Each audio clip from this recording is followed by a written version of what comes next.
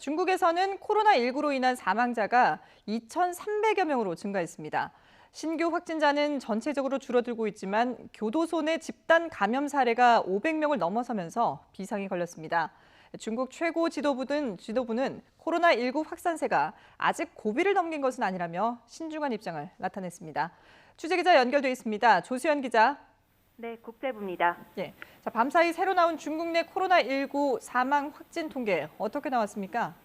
네, 오늘 오전 중국 국가위생건강위의 공식 통계가 나왔는데요. 중국 전역에서 어제 하루 동안 코로나19로 인한 사망자가 109명 증가하고 확진자는 397명 늘었습니다. 이 가운데 발병지 우한을 포함한 후베이성에서 106명이 숨지고 366명이 확진 판정을 받았습니다. 이에 따라 중국 전역의 누적 사망자는 2,345명, 그리고 확진자는 76,200여 명으로 늘었습니다. 전체적으로 신규 확진자는 줄어드는 추세지만 불안을 키우는 소식도 잇따르고 있습니다. 베이징 푸싱 병원에서는 지난 7일부터 34명의 확진자가 무더기로 나오는 등 병원 내 집단 감염이 속출하고 있고요. 또 청두시에서는 완치 판정을 받고 퇴원한 환자가 열흘 뒤 재검사에서 양성이 확인된 사례가 나왔습니다. 이런 사례가 중국 내 다른 지역에도 더 있는 것으로 알려져 퇴원 환자가 감염원이 될 수 있다는 우려가 제기됩니다.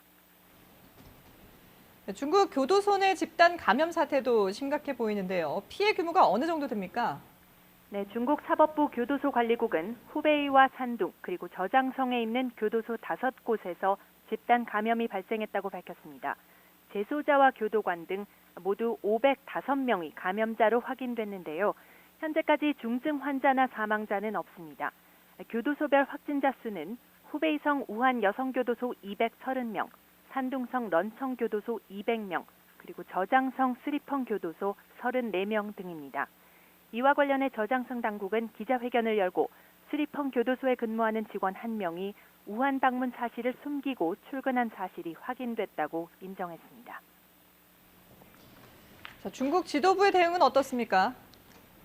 네, 중국 공산당 중앙정치국은 시진핑 국가주석 주재로 열린 회의에서 코로나19 예방 통제 작업이 단계적 성과를 거두었다고 평가했습니다.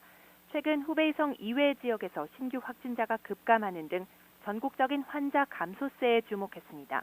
그러면서도 아직 변곡점이 온 것은 아니라며 신중한 입장을 보였습니다. 특히 후베이성의 예방 통제 상황이 여전히 심각하고 복잡하다며 우려를 나타냈습니다. 중국 당국은 그동안 춘제 연휴가 끝난 뒤로 전국적인 이동 통제를 강화하는 데 주력해 왔습니다.